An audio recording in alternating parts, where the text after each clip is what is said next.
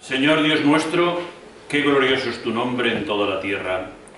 Tú que asientas tu majestad sobre los cielos, por boca de chiquillos, de niños de pecho, cimientas un baluarte frente a tus adversarios para acabar con enemigos y rebeldes. Al ver tu cielo, hechura de tus dedos, la luna y las estrellas que pusiste, ¿qué es el hombre para que te acuerdes de él?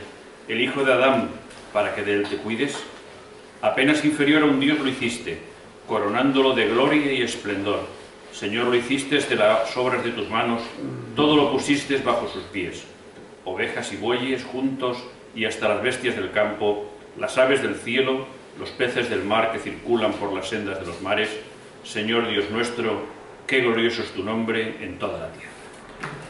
Muy bien, pues continuamos con el Génesis. La semana pasada acabamos pues casi el final de la primera parte de los 11 primeros capítulos, que os decía que es la protohistoria, y quizá recordar alguna cosita. Hablábamos de una nueva alianza, la alianza con Noé. Hablaba de que estaban representados todos los seres humanos en los tres hijos de Noé, Sem, Cam y Jafet, los semitas, los camitas y los jafetitas. Hay un diálogo de Dios con la humanidad y aparece el tema de la soberbia humana. El pecado continúa, y os he puesto una fotografía de un zigurat, que bueno, es en lo que está inspirado la llamada Torre de Babel. ¿Sí? Ahí es donde nos quedamos. Y si quiere contar... sí, ahora. Y a partir de ahora entramos más en la historia, con unos pies más sobre el suelo, aunque enseguida hemos de decir que no quiere salir. Sí, ahora sí. Que es en la historia de los patriarcas. La historia de los patriarcas son una historia de clanes que son conocidos los nombres incluso fuera del contexto de la Biblia, y por tanto muchas de las narraciones que vamos a encontrar a partir del capítulo 12 hasta el final del Génesis, el capítulo 50, van a ser historias de estos clanes familiares. No pensemos en nuestra idea europea o occidental de una familia nuclear, sino unos clanes muy amplios que casi prácticamente era una tribu. De tal forma que la historia o las narraciones que vamos a encontrar en la Biblia, en el Antiguo Testamento, concretamente en el libro del Génesis, van a ser historias que, a pesar de que van a llevar un nombre, Abraham, Isaac, Jacob y sus respectivas esposas, van a hablar más bien de una realidad muchísimo más amplia, de unos clanes familiares. Estamos ante un gran género literario, que es el género literario saga, que seguro que es muy conocido, porque incluso han hecho series en televisión sobre las sagas, la saga de los ríos y alguna otra. Estamos ante ese tipo de género literario, que son historias familiares, historias de familiares en sentido amplio. Incluso en algún momento vamos a encontrar, sobre todo en la historia de José, un género literario un poquitín diferente, que es la novela histórica, que es una novela con tintes históricas, pero también con muchos elementos novelescos, que sería la última parte del capítulo 37 hasta el final del Génesis. Va a ser esa historia de José, y en ese contexto nos vamos a mover. Fijaros que, de hecho, la fe israelita, después posteriormente la fe judía, va a estar cimentada en estas sagas o en estas narraciones de estos clanes de Abraham, de Isaac y de Jacob. De hecho, es conocida aquella expresión de fe israelita, que incluso vamos a encontrar en el Nuevo Testamento: yo soy el Dios de Abraham, el Dios de Isaac y el Dios de Jacob. Yo os he puesto alguna cosa más, os he puesto aquí también de Sara, Rebeca, Lía y Raquel. ¿Por qué? Porque actualmente cada vez se estudia más no solamente el papel que juegan los patriarcas en estas historias narrativas, en todas estas sagas familiares, sino que cada vez aparece es más estudiado el papel de las mujeres, y concretamente especialmente estas cuatro mujeres van a tener un papel muy importante en estas narraciones del capítulo 12 al 50 del libro de Génesis. No solamente estas cuatro, pero de manera especial. De hecho, me parece que alguna vez os comenté que los niños judíos hebreos los números los aprenden a partir de relaciones con el mundo de la Biblia, y empiezan diciendo algo así, ¿qué es el 1? El uno es Dios, porque Dios es el único, Dios es el supremo. ¿Qué es el dos? El dos son las tablas del decálogo, porque Dios es uno, porque dos son las tablas del decálogo. ¿Qué son tres? Tres son los patriarcas, Abraham, Isaac y Jacob, porque Dios es uno, porque dos son las tablas del decálogo, porque tres son los patriarcas. ¿Qué es el cuatro? El cuatro son las matriarcas, Sara, Rebeca, Lía y Raquel. Y bueno, otra vez, porque el uno es Dios, que es único, porque dos son las tablas de la ley, o las tablas del decálogo, porque tres son los patriarcas, Abraham, Isaac y Jacob, porque cuatro son las matriarcas. Y así continúan el resto de números, y así lo suelen aprender los niños judíos. Desde pequeñitos aprenden los números relacionados con el mundo de la Biblia, Y por tanto, os decía, la fe israelita, la fe bíblica, es una fe que está fundamentada en estos grandes patriarcas, en Abraham, Isaac y Jacob, y en sus esposas, Sara, Rebeca, Lía y Raquel. Situarlos cronológicamente es complicado, Yo sé, ya habéis visto que aquí os pongo un abanico bastante amplio, entre el siglo XVIII y el XIV a.C. Ya veis que es un abanico amplísimo, de 400 años, pero es que precisar más es prácticamente imposible, Claro, es que la cronología en la Biblia es muy confusa, y en algunos, claro, cuanto más se va acercando a la época actual, o a la época que tiene relaciones con otras grandes potencias, es más fácil situar, por ejemplo, cuando tiene relación con Egipto, cuando tiene relación con Babilonia, es más fácil situar la cronología anteriormente. Estamos en una cronología, bueno, que debemos de decir siempre que es aproximada, y por tanto nos movemos en esa perspectiva, entre el siglo XVIII y el siglo XIV antes de Cristo, Y esta historia patriarcal lo vamos a tener, como ya os comentaba, desde el capítulo 12, que empezamos con la historia, de cierta manera, hasta el capítulo 50. Es una historia teológica, o es una historia, si queréis, religiosa, porque la palabra teológica es una palabra relativamente moderna, de la Edad Media.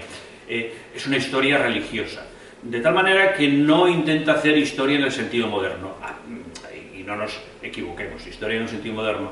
Tú coges un manual de historia escrito por unos y coges un manual de historia escrito por otros, ¿verdad? Los que os dediquéis un poco a la educación, y dices, están contando lo mismo, y esto pasa incluso con los diarios. Tú coges La Vanguardia, coges El País y coges El Periódico, y dices, ¿están contando la misma cosa o han visto o están narrando cosas diferentes? Y no estoy hablando de los artículos de opinión, que eso ya es otra historia, estoy hablando de noticias concretas. Bueno, pensemos que en esta época la cosa aún no tienen ni siquiera intención de hacer historia. No tienen, igual que podemos encontrar en el mundo griego o en el mundo romano, que sí que hay historiadores, en el mundo bíblico no hay propiamente historiadores. Lo que intentan es explicar la historia de la salvación, que es otra cosa. Y por tanto van a leer los diversos acontecimientos desde una perspectiva siempre religiosa.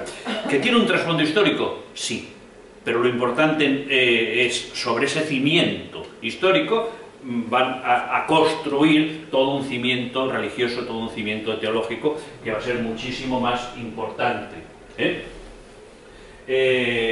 Narraciones tribales, de tribus, de clanes, unas narraciones en que no existen los sacrificios humanos. Esto es muy importante, porque en las culturas circundantes al pueblo de Israel, y ya estoy hablando de Israel, no estoy hablando del pueblo judío, que es posterior, en las culturas circundantes al pueblo de Israel existían los sacrificios humanos. En la historia del pueblo de Israel no existen los sacrificios humanos. Y yo sé que he puesto un texto, aunque peguemos un salto, que después volveremos a ir para atrás, porque creo que es importante, que es Génesis 22, 1-19, porque es un texto en muchas ocasiones muy mal interpretado, y por tanto ya viene al caso el verlo, que es el conocido el sacrificio de Isaac por su padre Abraham, que además nos ha llegado varias versiones también en la Biblia. Vamos a leer nada más la del Génesis, que es la que estamos ahora, pero que también tenemos incluso una versión en el Corán, y que Isaac es sustituido por Ismael, el hijo primogénito que tuvo Abraham con la esclava. Pero eso es un tema que ya llegaremos. El caso es que se reproduce en el Corán esta historia que vamos a encontrar en la Biblia. Os decía, fijaros, una historia teológica sin sacrificios humanos. Es importante. Estamos, vuelvo a repetirlo porque eso nunca me cansaré de decirlo, al final supongo que nos quedaremos todos con este letillo, estamos en una cultura narrativa, en una cultura que en vez de explicar las cosas, se cuentan. Y por tanto, ¿cómo se puede explicar al pueblo de Israel que vive en medio de otras culturas en que sí que existen los sacrificios humanos y tienen las tentaciones de hacer sacrificios humanos? Porque dice, si a ellos les va bien y si consiguen mejores cosechas sacrificando al primogénito, sacrificando a alguno de los hijos, ¿por qué nosotros no podemos, no debemos hacerlo? Y por tanto, ¿qué es lo que va a hacer la Biblia? Contar una historia, contar una narración en que explica la razón por la que Dios no quiere sacrificios humanos. Fijaros que esta forma de lectura del texto del sacrificio de Isaac cobra una focalización completamente diferente de la que estamos acostumbrados. ¿No nos parece? Bien, vamos a leerlo, porque creo que no tiene desperdicio. Transcurridos estos acontecimientos, capítulo 22 estamos, Dios puso a prueba a Abraham. Le dijo: Abraham, Abraham. Él respondió: aquí estoy. Estamos ante un tema también de vocación. Cuando hay una llamada y hay una respuesta es un tema de vocación. Después añadió: toma a tu hijo, a tu único, al que amas, a Isaac, vete al país de Moria y ofrécelo allí en holocausto en uno de los montes al que yo te diga. Hasta aquí estamos en un texto que sería muy similar en las culturas circundantes. Dios está pidiendo a Abraham lo que piden los dioses normalmente, sacrificios humanos. ¿Sí? Abraham se levantó de madrugada, aparejó su asno y tomó consigo a 2 mozos y a su hijo Isaac. Partió la leña del holocausto y se puso en marcha hacia el lugar que le había dicho Dios. Al tercer día levantó Abraham los ojos y vio el lugar desde lejos. Entonces dijo Abraham a sus mozos: quedaos aquí con el asno. Yo y el muchacho iremos hasta allí, haremos adoración y volveremos donde vosotros. Tomó Abraham la leña del holocausto, la cargó sobre su hijo Isaac, tomó en su mano el fuego y el cuchillo, y se fueron los dos juntos. Dijo Isaac a su padre Abraham: Padre, respondió. ¿Qué hay, hijo? Aquí está el fuego y la leña, pero ¿dónde está el cordero para el holocausto? Dijo Abraham: Dios proveerá el cordero para el holocausto, hijo mío. Dios proveerá el cordero para el holocausto. Y siguieron andando los dos juntos. Llegados al lugar que le había dicho Dios, construyó allí Abraham el altar y dispuso la leña. Luego ató a Isaac su hijo y lo puso sobre el ara, encima de la leña. Alargó a Abraham la mano y tomó el cuchillo para inmolar a su hijo. Entonces le llamó el ángel del Señor desde el cielo. Abraham, Abraham. Él dijo: aquí estoy. Continuó el ángel: no alargues tu mano contra el niño, ni le hagas nada, que ahora ya sé que eres temeroso de Dios, ya que no me has negado tu único hijo. Alzó Abraham la vista y vio un carnero trabado en un zarzal por los cuernos. Fue Abraham, tomó el carnero y lo sacrificó en holocausto en lugar de su hijo. Abraham llamó a aquel lugar: el Señor provee, de donde se dice hoy en día: en el monte el Señor se aparece. El ángel del Señor llamó a Abraham por segunda vez desde el cielo y le dijo: por mí mismo juro, oráculo del Señor, que por haber hecho esto, por no haberme negado a tu único hijo, yo te colmaré de bendiciones y acrecentaré muchísimo tu descendencia, como las estrellas del cielo y como las arenas de la playa, y se adueñará tu descendencia de la puerta de sus enemigos.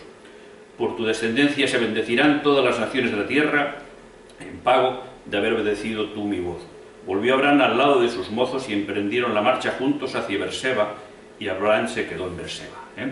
Claro, por un lado aparece el tema de la fe de Abraham, que sí, que está presente, y que es una lectura posible, y además es una lectura que se ha de hacer, pero os decía, estamos ante una narración, y una narración en la que intenta el narrador mostrar al pueblo de Israel, en su patriarca, en su primer patriarca, que es Abraham, que Dios no necesita sacrificios humanos, no los quiere, que además él es el que provee el sacrificio. Dios no necesita ningún tipo de sacrificios, y muchísimo menos el humano.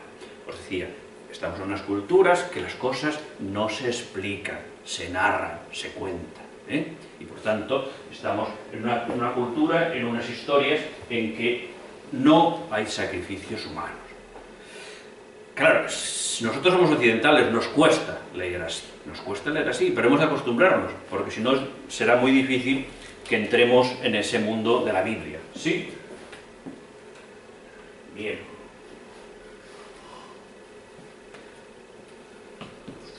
dentro de esta historia patriarcal, antes de entrar en algunos detalles de los textos, quería ver que hay todo un proceso, hay un proceso que alguna vez os he explicado: politeísmo, enoteísmo, monoteísmo. Fijaros que la revelación es progresiva, que el pueblo de Israel tiene que ir aprendiendo que el Señor, que Yahvé, es el único Dios, pero eso no va a ser inmediato, eso va a ser todo un trabajo de siglos, y por tanto, ¿cuál va a ser la primera intuición que van a tener? Va a ser una intuición politeísta. Hoy os he puesto una idea del becerro de oro. El becerro de oro, ya llegaremos porque eso es del libro del Éxodo, pero quizá os adelanto alguna cosa. El becerro de oro no es un ídolo distinto de Yahvé. Es otra de las lecturas que se han hecho erróneas en muchísimas ocasiones. El becerro es un becerro que intenta personificar a Yahvé. Y por tanto lo que están diciendo es: cuando yo adoro el becerro de oro, estoy adorando al Dios verdadero. ¿Cuál es el problema? El problema que hay es que ellos venían de la cultura egipcia. En la cultura egipcia uno de los dioses principales estaba representado por el toro, por el buey Apis, ¿lo recordáis? Y por tanto tenían una imagen de los egipcios que es una cultura muchísimo más avanzada que la suya, que adoraban a su dios a través de una estatua de un buey, a través de una estatua de un toro. ¿Qué es lo que tienen ellos? Adorar a un dios que no ven les resulta muy difícil. Y por tanto, ¿qué es lo que piden a Aarón? Que les fabrique una imagen de ese dios. De tal manera, el pecado no está en hacerse un dios falso. El pecado está en convertir al Dios verdadero en un ídolo. ¿Sí? Que es una cosa totalmente distinta. Que es una cosa totalmente distinta. Bien, por tanto hay todo un proceso. ¿Por qué? Porque aún tenían una idea muy politeísta. Es una idea muy politeísta que vamos a encontrar también en los patriarcas. ¿Por qué lo vamos a encontrar en los patriarcas? Porque los patriarcas son politeístas. Creen en Yahvé como el dios principal, como sería en el mundo griego el Zeus, que sería el dios padre del Olimpo. Pues creen en Yahvé que es el dios principal, pero hay muchos más dioses, y hay lo que se conocía como los idolotitos o dioses familiares, que os he puesto ahí abajo, ¿lo veis? Algunas figuras de esos idolotitos, ¿sí? Lo veis abajo del todo, a la izquierda, ¿sí? Cada uno tenía sus dioses y se las llevaba y les ponía su altar en la casa, y a veces cuando iban de viaje los llevaban consigo. ¿Y qué es lo que va a ocurrir en las historias patriarcales? Pues bueno, la figura va a ser la figura femenina la que va a llevar los idolotitos. ¿Por qué? Porque es una forma también de disimular que no solamente son las mujeres, sino también son los hombres. Pero como en todas las culturas, si las mujeres lo hacen, los hombres también. No nos engañemos. Nada, os he cogido dos textos muy pequeños, que es os he dicho, de las matriarcas. Jacob tuvo dos esposas, Lía y Raquel. Raquel era la preferida, ¿la recordáis, no? Sí. Raquel, cuando sale de la casa de su padre, Labán, que también cree en Yahvé, le roba los ídolos del padre, los ídolos familiares. Fijaros, Génesis 31, 19. Aprovechando que Labán, su padre, había ido a esquilar sus ovejas, Raquel, su hija, robó los ídolos familiares que tenía su padre. ¿Qué es lo que ocurre? Que su padre, cuando se da cuenta que le han robado los ídolos, le entra miedo en principio. Se queda mi casa desprotegida. Creía en Yahvé, pero creía que para cuidar su casa en concreto necesitaba unos ídolos, unos idolotitos, estos ídolos que había. Insisto, dentro de las culturas patriarcales de los antepasados de Israel había este tipo de idolatría. ¿Qué es lo que ocurre? Sale corriendo porque dice, ¿quién se la podía llevar? Pues se la podía llevar nada más Jacob, o alguno de los que va con Jacob, que se ha alargado, y se ha alargado deprisa, y se ha alargado de noche, y dice, bueno, ¿por qué se han alargado de esa forma? Porque querían llevarse la protección de mi casa. ¿Sí? Se encuentran con él, pide permiso a Jacob para que registre todo, y él le registra todo, y bueno, incluso le cede la vida de quien haya robado eso, cuando había robado Raquel. Él no lo sabía. Raquel sigue en el capítulo 31, versículo 34. Bueno, antes, el 33. Entró Labán en la tienda de Jacob, en la de Lía y en la de las dos criadas, y no halló nada. Salió de la tienda de Lía y entró en la de Raquel. Cada uno tenía su tienda, cada esposa. Pero Raquel había tomado los ídolos familiares y poniéndolos en la albarda del camello se había sentado encima. Labán registró toda la tienda sin hallar nada. Ella, Raquel, dijo a su padre: no te enfades, señor, si no me levanto en su presencia, es que estoy con la regla. Él siguió rebuscando por toda la tienda sin dar con los ídolos. Vale, fijaros que también tenemos situaciones cómicas en la Biblia, ¿eh? Bueno, nada más eran dos escenas, dos textos para que viésemos. Hay muchos más, de hecho hay muchas críticas proféticas y de distintos personajes en la Biblia que critican la idolatría, el que siguen a los ídolos el pueblo de Israel. Es muy frecuente. Quería cogeros un texto para que viésemos incluso en los patriarcas, no solamente en eso. Por tanto, hay un primer momento que dura siglos en que el pueblo de Israel es politeísta. Cree en Dios como el Dios principal, en Yahvé, perdón, como el Dios principal, pero hay otros dioses. A veces la otra expresión con la que nos ha llegado, Elohim, a veces significa el mismo Dios, Yahvé, pero en algunas ocasiones se convierte en otro Dios diferente. Y para que veáis que las cuestiones se complican. Con el paso del tiempo, algo que es muy habitual, como os he puesto aquí, los pueblos antiguos adoran un solo Dios. Vamos a dejar aparte ahora a los ídolos familiares, pero es el Dios de su pueblo, un Dios de su etnia. De tal manera que el Dios Yahvé es el Dios de Israel, como Baal es el Dios de Canaán, como cada uno de cada pueblo tiene sus dioses. Y en algún momento incluso llegan a ellos, en algún momento no, en muchos momentos llegan a la conclusión, cuando entran en guerra con otros pueblos, que en realidad son guerras de dioses, de un dios contra otro dios, y que el dios más poderoso es el que vencerá al dios del otro pueblo. Esto lo vamos a encontrar también en el pueblo de Israel, y lo vamos a encontrar con mucha frecuencia en los textos bíblicos. Muchísimas ocasiones en que se habla del Dios de Israel es con un sentido étnico, es con un sentido que ese es nuestro Dios, distinto de los otros dioses. Pensar que no es tan lejano eso, cuando a veces hablamos el Dios de los musulmanes, el Dios de los cristianos, el Dios de los judíos, como si fuesen tres o varios dioses diferentes, estamos haciendo enoteísmo. Estamos haciendo enoteísmo. Alá, Yahvé, Jehová, o el Dios de Jesús, es un solo Dios. Es un solo Dios. Eso sería ya monoteísmo. Pero estamos en el pleno siglo XXI y aún seguimos hablando en ese sentido. De hecho, recuerdo que en algún país árabe han tenido problemas de traducciones de la Biblia, porque cada vez que quieren traducir el nombre Dios, en árabe Dios es Alá. Y ellos dicen que no pueden poner Alá porque Dios es el Dios de los musulmanes. Cuando es Dios, simplemente. Es sin cultura, sí, pero por otro lado es enoteísmo. ¿Sí lo veis? ¿Alá es traducción de Yahvé? No, de Elí.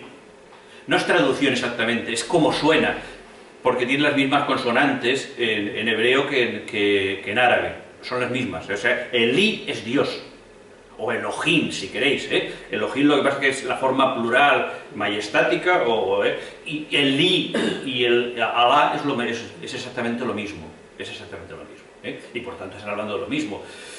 De hecho, toda la tradición, y no me quiero entrar ahora por ese camino, toda la tradición musulmana nace prácticamente del judaísmo, y algunas partes de algunos judeocristianos que conoció Mahoma. Nos encontramos con el enoteísmo, que he buscado también una cita, una de las muchas que hay, porque son muchísimas las que podríamos encontrar en la Biblia. Jacob erigió allí un altar y lo llamó de él, Alá, él, fijaros que es lo mismo, de él, Dios de Israel. Aquí no es Yahvé, estamos con una tradición distinta, sino es él. Y más próxima, al menos desde un punto de vista literario, desde un punto de vista de origen de las palabras, mucho más próximo al Alá del mundo musulmán. Erigió allí un altar y lo llamó de él, Dios de Israel. como un Dios, es la imagen de un Dios distinto del Dios de otros pueblos, ¿eh? Es decir, es enoteísmo. Hemos de esperar siglos para que lleguen a una imagen muchísimo más purificada de que hay un solo Dios, que es la idea monoteísta. Que hay un solo Dios que ya no es el Dios de Israel, sino que es el Dios de todos los pueblos, que es el Dios de todos los pueblos. Que el Dios de Israel es también Dios de los egipcios, es también Dios de los babilonios, es también Dios de los asirios, es también Dios de los persas, porque es un único Dios, ¿eh? Pero va a ser, insisto, todo un proceso y todo un proceso largo, todo un proceso largo.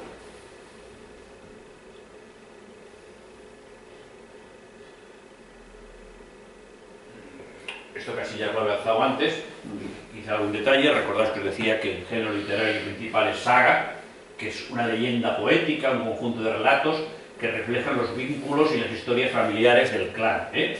Y la novela, que también lo vamos a encontrar, sobre todo la historia de José, que es una narración extensa, generalmente en prosa, con un argumento. Es una tensión entre lo ideal y lo real, ¿eh?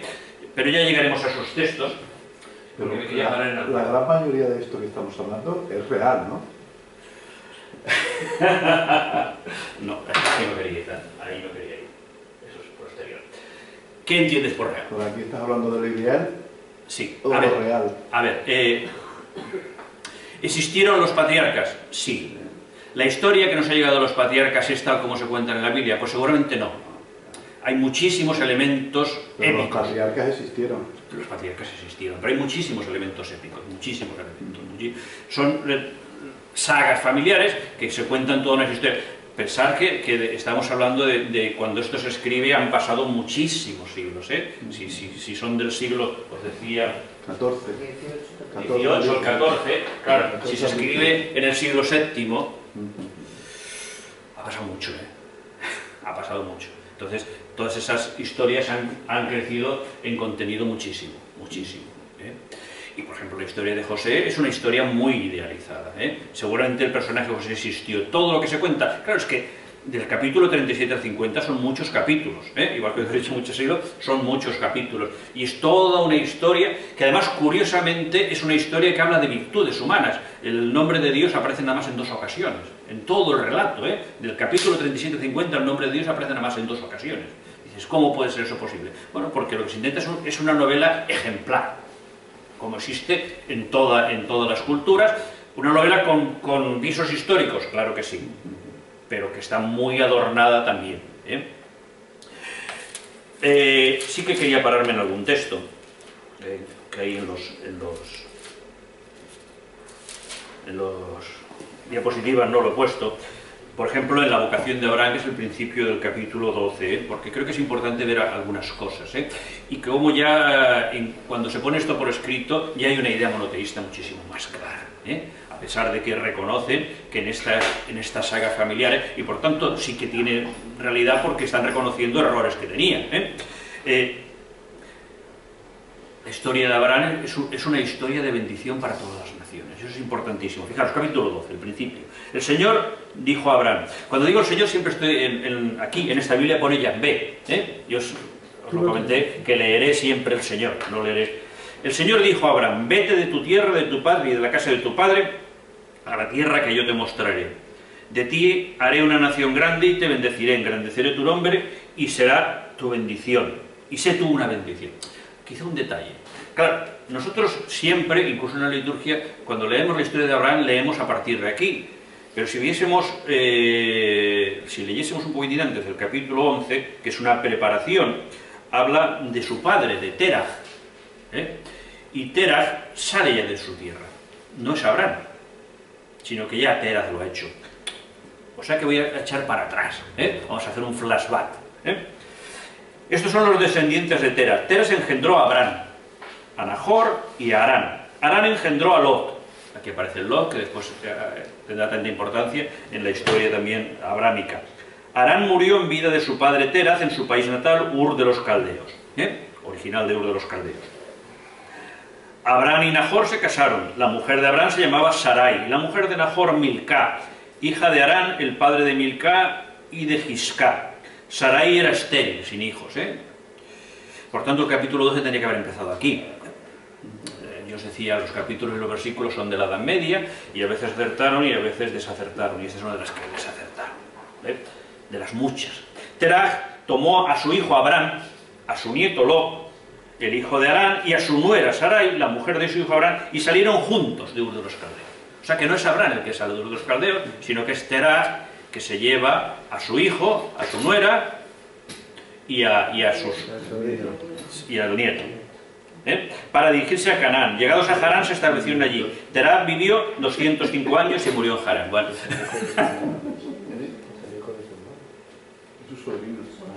Sí. Terah engendró a Abraham, a Nahor, Harán engendró a Lot, o sea, su nieto. Del padre, sí. De Terah. De Terah. Sí. Pero estamos hablando que es sobrino de Abraham. Sobrino de Abraham, sí. De los clanes familiares y de los vínculos. De tal manera que ya hay un primer paso, bueno, que de hecho en la fe israelita se dice que nuestro padre era un arameo errante. Pues ya le vienen de esto. ¿Cuál es la diferencia después en Abraham? Porque Abraham se va a encaminar hacia Canaán. ¿Qué es lo que va a ocurrir en toda esta historia de sagas?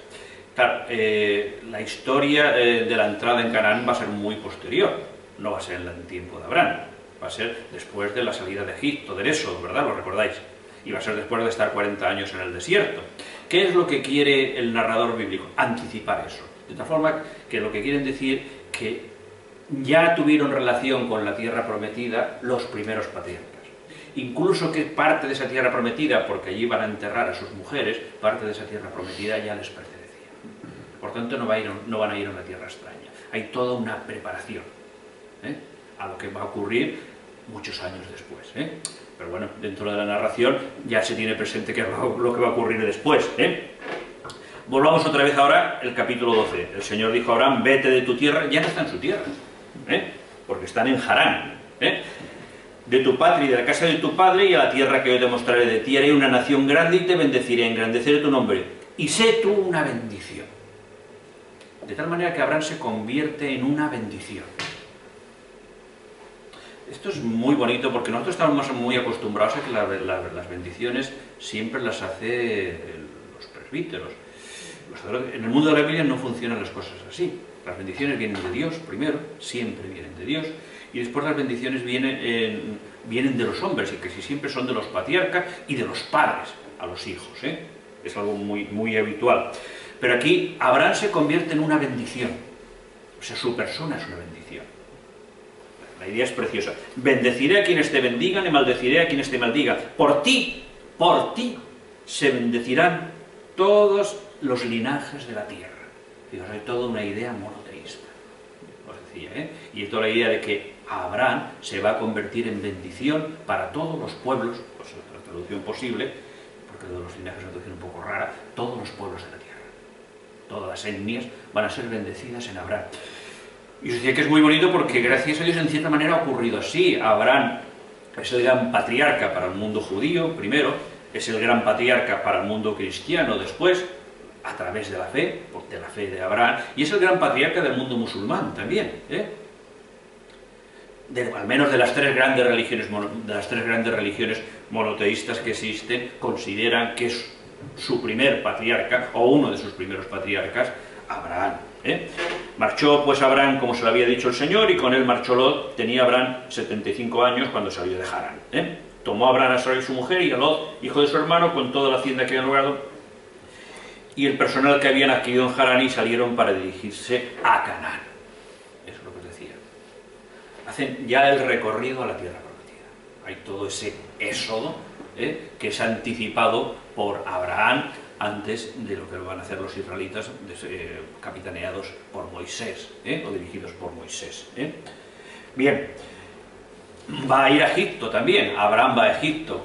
Fijaros que hace un recorrido similar, y no tenemos tiempo de pararnos, porque si no, no nos durará, esto nos durará mucho más de lo previsto. Igual en alguna ocasión hacemos un recorrido por todo el Génesis más pausadamente, pero nos iremos fijando en algunas etapas más significativas. De tal manera que quiere que el patriarca Abraham vaya haciendo un recorrido similar al que va a hacer después el pueblo de Israel.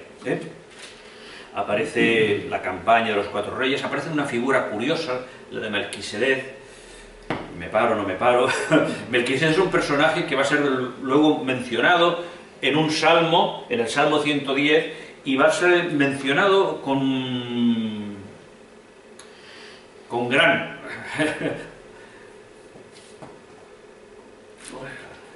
Gran pompa. Con gran pompa, sí, no, la palabra era que con gran recurrencia, era la palabra que buscaba, con gran recurrencia en el texto neotestamentario de la carta a los hebreos. ¿Por qué? Porque el autor de la carta a los hebreos va a convertir a Jesús en sacerdote eterno según el orden de Melquisedec. Por tanto, lo traeré aquí a colación porque es un personaje extraño, es un personaje que aparece sin linaje, es un personaje que aquí dices, ¿a cuento de qué? Porque no lo presenta, sino que entra prácticamente en escena, y es un personaje que además es un sacerdote, pero no es un sacerdote, lógicamente no es un sacerdote del pueblo de Israel, porque el sacerdocio primero aún no se había instituido, los sacrificios los hacían aún los padres, el patriarca de la familia, son los que hacían también de sacerdotes, pero después cuando se instituye el sacerdocio es de la tribu de Leví, y por tanto este sacerdote no es de la tribu de Leví.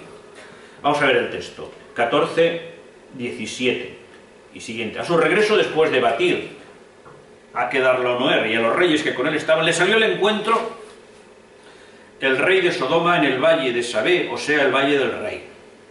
Entonces Melquisedec, rey de Salem, presentó pan y vino, pues era sacerdote del Dios Altísimo. Fijaros qué presentación más curiosa. Aparece aquí de una manera extraña, aparece como rey de Salem, que muchos lo sitúan en la actual Jerusalén. Salem es ciudad de la paz, Jerú es ciudad, Salem paz, y por tanto es un rey de paz. Y aparte sacerdote, y que presenta ofrendas al Dios Altísimo de pan y vino. Por lo tanto, todos estos elementos le van a servir mucho al autor de la carta a los hebreos. Y le bendijo, y bendice a Abraham. Y por tanto, si es el rey, es sacerdote del Dios Altísimo y bendice a Abraham, quiere decir que está por encima de Abraham.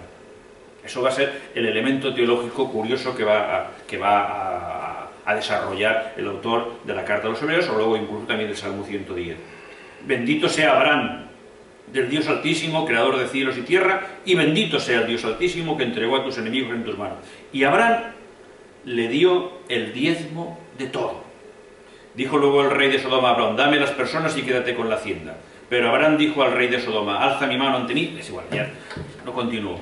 Lo que es curioso es esto, el rey de la paz, de Salem, que ofrece pan y vino, no ofrece un sacrificio cruento, sino pan y vino, que era sacerdote del Dios Altísimo, que bendice a Abraham, y a Abraham le ofrece la 10ª parte de todo, la 10ª parte de todo. Por tanto, es un reconocimiento de su superioridad. Por tanto, tenemos la imagen perfecta para decir el nuevo sacerdocio, según el rito de Melquisedec. Bien. Sabéis que Sarai, aún no le han cambiado el nombre, Sarai es estéril, no puede tener hijos, y entonces Sarai tenía una esclava egipcia que se llamaba Agar, y se la da para que tenga hijos a través de ella.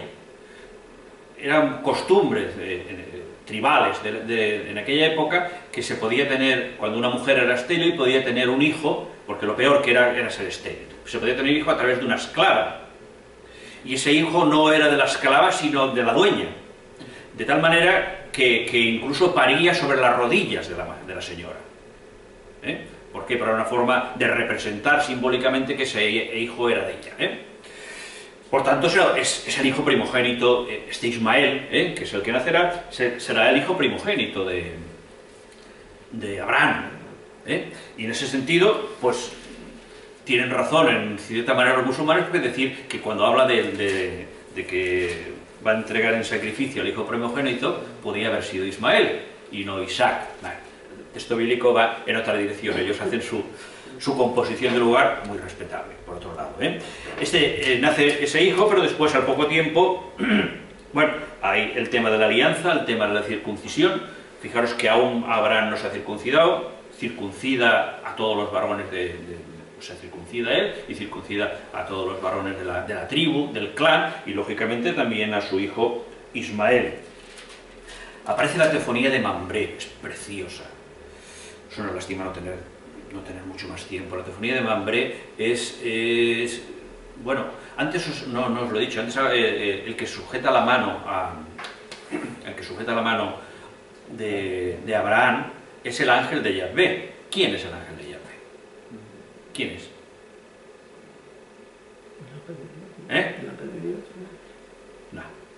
No es un ángel, es Dios mismo. Es Dios mismo. Siempre que encontremos en la Biblia el ángel del Señor, el ángel de Yahvé, incluso en muchas ocasiones, incluso en el Nuevo Testamento, es un eufemismo para no decir el nombre de Dios. Pero otra cosa son los ángeles, pero cuando se habla del ángel de Yahvé, siempre es el mismo Yahvé. Os lo digo eso porque quizá para la teofonía de Mambré es importante ver esto, porque son tres personajes que toman forma de ángeles, los tres al mismo tiempo son Dios. Es curioso, es una imagen de la Trinidad. Dentro del mundo cristiano oriental, bueno, hay unos iconos preciosos que escenifican Mambré. No tenemos ninguno por aquí, es muy bonito. Creo que cuando los que estuvimos en Jerusalén lo vimos, y los que vayamos a Turquía lo veremos también, porque hay muchos iconos de este tipo, en que tiene la doble lectura, la de la Trinidad de aquí. Pensemos que en el texto... No, es que me duele una pierna. En el texto original, lógicamente, el autor no está pensando en la Trinidad, sino que está pensando en Yahvé. Se le apareció el Señor en la encina de Mambré, estando él sentado a la puerta de su tienda, en lo más caluroso del día. Capítulo 18. Alzó la mirada y vio que había 3 individuos parados a su vera. Inmediatamente acudió desde la puerta de la tienda a recibirlos, se postró en tierra y dijo: Señor mío, Dios se dirige a él como Dios. Si te he caído en gracia, no pases de largo cerca de tu servidor. Que traigan un poco de agua, os laváis los pies y os recostáis bajo este árbol. Yo iré a traer un bocado de pan, así repondréis las fuerzas. Luego ya seguiréis vuestro camino, que para eso habéis acertado a pasar a la vera de este servidor vuestro. Respondieron ellos: hazlo como has dicho. Abraham se dirigió presuroso a la tienda donde Sara y le dijo: apresta 3 arrobas de harina de sémola, amásalas y haz unas tortas. Abraham por su parte acudió a la vacada, apartó un becerro tierno y hermoso y se lo entregó al mozo, que se apresuró a aderezarlo. Luego tomó cuajada y leche junto con el becerro que había aderezado y se lo presentó, manteniéndose en pie delante de ellos bajo el árbol, la encina de Mambré. Así que hubieron comido, le dijeron: ¿dónde está tu mujer Sara? Ahí en la tienda, contestó.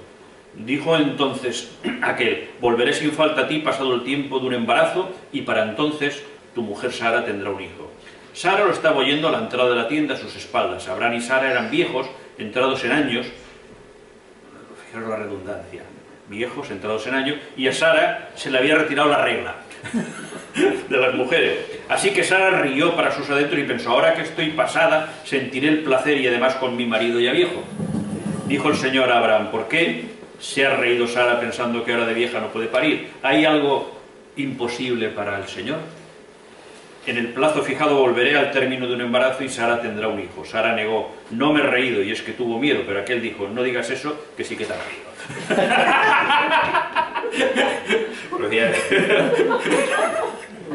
Es el lado cómico. Ya veis que en la Biblia hay mucho lado cómico. El sentido del humor. Sentido del humor. Fijaros que, bueno, ¿qué es lo que hace Abraham? En realidad lo que hace es hospitalidad. Y practicando la hospitalidad, de acoger a quien viene cansado y prepararle incluso comida, está acogiendo a Dios. Verdad que no suena bien de muchos relatos del Nuevo Testamento, de los discípulos de Maús, os recordáis, por ejemplo. Y por tanto es Dios que actúa, y Dios que se presenta como quiere. Y en este caso es a través de 3 personajes. Viene después, no me pararé, la intercesión de Abraham, que es una forma de oración preciosa. Es una forma de oración preciosa. Que es, claro, ¿Dios es misericordioso? Sí. ¿Dios necesita que nosotros le pidamos que sea misericordioso? No. Pero Dios quiere que le pidamos que sea misericordioso, claro que sí. Y ese es el ejemplo de Abraham, ¿eh? Y si hubiese 50, si hubiese 45, y si hubiese 20, y si hubiese 10, ¿eh? De tal manera que está apelando a la misericordia de Dios, una misericordia que siempre es inmensa, ¿eh? Y aún así, en esta circunstancia, los pocos que había que eran justos, se salvan, ¿eh?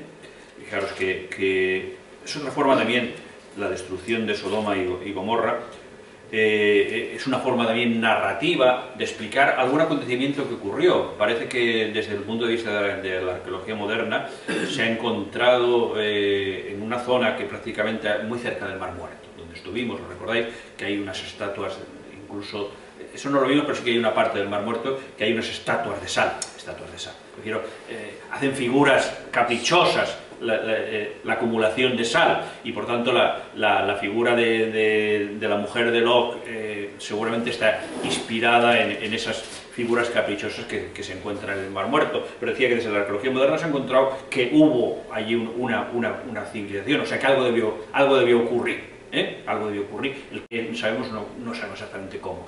Seguramente la destrucción de esa ciudad, por azufre, por lo que fuese, es narrada de una manera teológica por estos textos.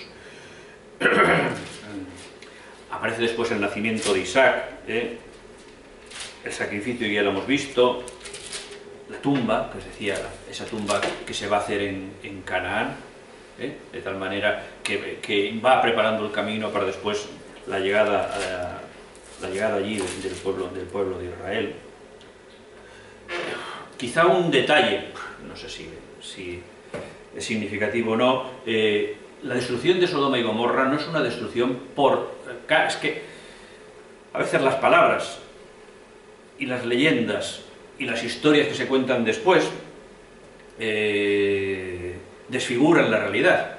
Sodoma y Gomorra no es castigada por un pecado de sodomía, es falsísimo, eso no aparece en la Biblia, ¿eh? ¿Por qué es castigada Sodoma y Gomorra? Por un pecado contra la hospitalidad, que era el pecado más grave posible en aquella época. Por un pecado contra la hospitalidad, ¿eh? Bueno, sí, eso simplemente era un apunte, porque a veces se han utilizado textos bíblicos para ir contra no sé quién, ¿eh? Cuando el texto no dice nada de eso. Bien,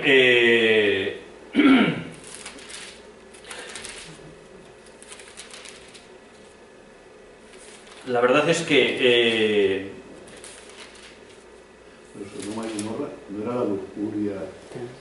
Eso es lo que se ha contado siempre, pero no es verdad. Es la hospitalidad. Es la hospitalidad. Son estos tres personajes que van a la casa de Lot, y que, bueno, en realidad atentan contra su vida y atentan también contra su integridad sexual. Pero lo grave, porque al final no es contra ellos, porque al final le suelta a su hija y le hacen barbaridades con ella, Por tanto no es un problema exactamente de sodomía, es un problema insisto, contra la hospitalidad, La figura de Ismael, creo que es una figura también muy curiosa, y es una figura en la que después ha tenido gran importancia el pueblo árabe y la religión musulmana, el Islam. ¿Por qué? Porque es por envidia, en realidad, de Sara, porque esa es la realidad, y eso no lo esconde tampoco el texto sagrado. Por envidia de Sara llega al final a convencer a Abraham que la eche, y que la eche con su hijo. ¿Por qué? Porque Sara lo que quiere es que nada más tenga privilegios el hijo que ha parido ella, que es Isaac, y no Ismael, a pesar de que sigue siendo hijo suyo, porque era hijo de su esclava, ¿lo recordáis? Pero aún así dicen, ese no es... Y porque parece que hay rencillas entre las dos mujeres, y hay rencillas con respecto al tema del hijo, y seguramente con el tema de la primogenitura, porque por ley el primogénito era Ismael y no era Isaac. Le manda que lo eche, de tal manera que echándole a Abraham deja de tener derecho a la primogenitura. ¿Qué es lo que ocurría? Dios no va a entrar en estas disputas humanas, no las va a justificar, pero lo que va a hacer es no abandonar a estas dos personas, a Agar y Ismael, dejarlas a su suerte, a su suerte que podía ser la muerte en el desierto, sino que se va a preocupar de ellas. Ella, capítulo 21, versículos 14b, mejor 14 desde el principio. Abraham se levantó de mañana, tomó pan y un odre de agua y se lo dio a Agar, lo puso al hombro el niño y la despidió. Ella se fue y anduvo errante por el desierto de Berseba. Como llegase a faltar el agua del odre, echó al niño bajo una mata y ella mismo fue a sentarse enfrente, a distancia como de un tiro de arco, pues no quería ver morir al niño.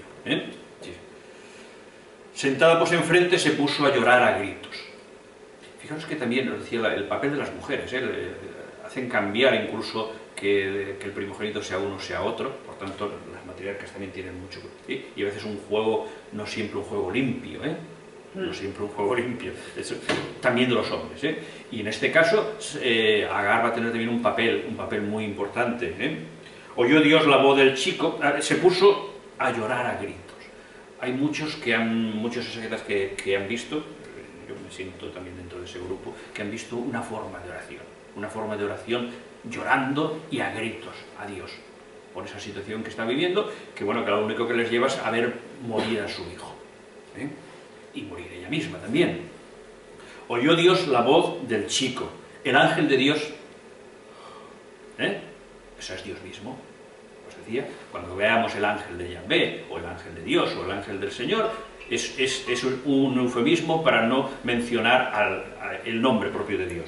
El ángel de Dios llamó a Agar desde los cielos y le dijo: ¿qué te pasa, Agar? No temas, porque Dios ha oído la voz del chico en donde está. Arriba, levanta al chico y tenle de la mano, porque he de convertirle en una gran nación. A Ismael. Entonces abrió Dios los ojos de Agar y vio un pozo de agua. Fue, llenólo de agua y dio de beber al chico. Dios asistió al chico, que se hizo mayor y habitó en el desierto. Llegó a ser un gran arquero. Vivía en el desierto de Parán y su madre tomó para él una mujer del país de Egipto. Después, a la muerte de Abraham, volverá a aparecer en escena, que viene al entierro de su padre, Isaac. Pero de tal manera que, bueno, este texto ha servido al mundo árabe para verse identificado con este personaje. De tal manera que hay una promesa por parte de Dios, y eso es indiscutible, y lo encontramos en el texto de la Biblia hebrea, que haré de él un gran pueblo. Sí. Entonces, estos ismaelitas... Amalecitas, sí. Lo de Ismael y Islam, es que yo no sé si tiene que ver lo de Islam. No, pero sí que Mahoma, siempre lo digo porque el nombre es, nosotros hemos hecho una traducción muy rara, Mahoma, en realidad es Muhammad, Todos los Mohamed que tenemos por aquí se llaman como el profeta. Exacto. Muhammad, en realidad, le conocía la Biblia, la Biblia hebrea, y entonces dijo: pero si aquí está. Digo, aquí está. En la Biblia de los judíos mismo pone que Ismael, que donde viene el pueblo amalecita, que es el pueblo, después que será el pueblo árabe, nacerá un gran pueblo. Y ese gran pueblo es el pueblo árabe. Y por tanto, también seremos servidores de él, que en árabe es Alá. Seremos servidores de él. Servidores, muslim, es musulmán. Esa es la idea de donde viene servidor de Dios. Por tanto, el origen teológico, si queréis, del Corán y de la predicación que tuvo Muhammad en su tiempo, viene de este texto bíblico, concretamente de este texto bíblico. Y por tanto, bueno, en cierta manera también se cumple el designio de Dios, que de Ismael nacería un gran pueblo. No tiene que ver nada con la yihad, porque en realidad el Islam es una religión pacífica. Otra cosa son estos guirillaos, que en realidad, como bien los ha definido el Papa Francisco, son unos blasfemos, porque utilizar el nombre de Dios en vano es lo peor que hay, y si se utiliza aún más para el asesinato, aún es más grave. Bien, el sacrificio de Abraham, que ya lo hemos visto, la tumba de los patriarcas, os decía, es esa tumba que se va a crear.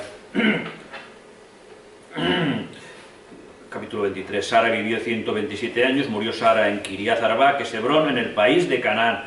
Abraham hizo duelo por Sara y la lloró. Dejó después Abraham a su difunta esposa y fue a hablar con los hijos de él. Les dijo: yo soy un simple forastero que reside entre vosotros, dadme una propiedad sepulcral en vuestra tierra, en Canaán. para poder sepultar a mi difunta cerca de mí. Respondieron los hijos de Hec a Abraham: escúchanos, Señor, tú eres un prestigioso jeque entre nosotros, así que sepulta a tu difunta, en el mejor de nuestros sepulcros. Ninguno de nosotros te negará su sepulcro para que entierre a tu difunta. Abraham se levantó e hizo una reverencia a los paisanos, a la gente de Canaán, a los hijos de Hez, y les habló en esos términos: si estáis de acuerdo en que yo sepulta a mi difunta, escuchadme e interceded por mí ante Efrón, hijo de Sohar, para que me dé la cueva de Macpelá, que es suya y que está al borde de su finca, que me la dé por lo que valga, como propiedad sepulcral entre vosotros. Efrón estaba sentado entre los hijos de Hez. Respondió pues Efrón, el hitita, Abraham, teniendo como testigos a los hijos de Hez y a todos los que entraban por la puerta de la ciudad: no, señor, escúchame, te doy la finca y además la cueva que hay en ella, te la doy en presencia de mis paisanos, sepulta tu difunta. Abraham hizo una reverencia a los notables, fijaros, es muy protocolario todo, que hacían de testigos. Hay testigos. Es muy importante que haya un mínimo de 2 testigos cada vez que se hace un trato, tratos que no se hacían poner por escrito, sino que se hacía delante de unos testigos. Y se dirigió a Efrón con esta palabra: aunque venga de ti, quiero que me escuches. Te doy el precio de la finca, acéptamelo y enterraré ella mi difunta. Bueno, y continúa la historia.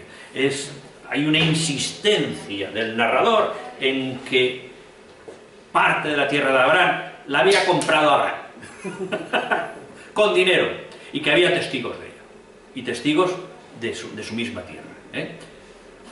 Es importante crear también todo ese contexto para después lo que va a ocurrir de la entrada en Canaán. No van a entrar a una tierra extraña, sino van a entrar en una tierra que ya les pertenecía. Lo que tenían parte ya les pertenecía. Fijaros cómo va preparando el camino. No sé si lo habéis leído alguna vez o si lo habéis leído así, desde esta perspectiva. Va preparando el camino. De tal manera que la historia de Abraham, fijaros, recapitulo, tiene algunos elementos que son geniales, importantísimos. Abraham se va a convertir en una persona que es bendición por sí mismo, bendición para todas las naciones de la tierra, una idea ya de un monoteísmo muy avanzado, que lógicamente no corresponde a la época de Abraham, sino que es posterior, pero sí que hay esa idea de que Abraham es el padre de todas las naciones y por tanto es patriarca. Os decía, y eso sí que es un hecho, es patriarca de las 3 grandes religiones, de las 3 religiones monoteístas, del judaísmo, del cristianismo y por último del islam, y lo tenemos como gran patriarca, y por tanto tenemos también elementos comunes en las 3 grandes religiones, más de los que pensamos. Este es un eslabón que no va a ser el único. Os decía, el primogénito de Abraham, que va a ser Ismael, de él va a nacer un gran pueblo, que va a ser el pueblo árabe, de donde después nacerá también Muhammad, y nacerá el Islam, y por otro lado será padre de Isaac, que nos mostrará de una forma narrativa, como ya hemos visto, que el Dios de Israel no es un Dios que quiera sacrificios humanos, que es un Dios todo misericordia, y es un Dios distinto de los otros dioses, que va a pasar por Egipto, que va a pasar por Canaán, que va a hacer un recorrido muy similar al que después en la etapa del Éxodo que veremos, va a hacer todo el pueblo de Israel. Lo va a anticipar ya Abraham, y va a aparecer esta figura tan curiosa, que es la figura de Melquisedec, que es un sacerdote que aparece, rey de Salem, rey de la paz. Ese Salem que seguramente la podríamos identificar con el posterior y actual Jerusalén, porque Jerusalén es Jerusalén es ciudad de la paz, y que al mismo tiempo es ese sacerdote que no tiene linaje, ese sacerdote que aparece de repente en la historia bíblica y que después nada más va a volver a ocupar un lugar en los textos bíblicos, en el Salmo 110, pero que va a llegar hasta el Nuevo Testamento y va a estar detrás de toda la gran teología de la carta a los hebreos de Jesucristo, sacerdote según el orden de Melquisedec. Fijaos la cantidad de elementos que pertenecen a una historia de hace tantísimos siglos y que siguen siendo tan actuales para el mundo cristiano, para el mundo judío, para el mundo musulmán y para toda la teología, o una de las partes de la teología muy importantes del Nuevo Testamento, como es el sacerdocio del Nuevo Testamento.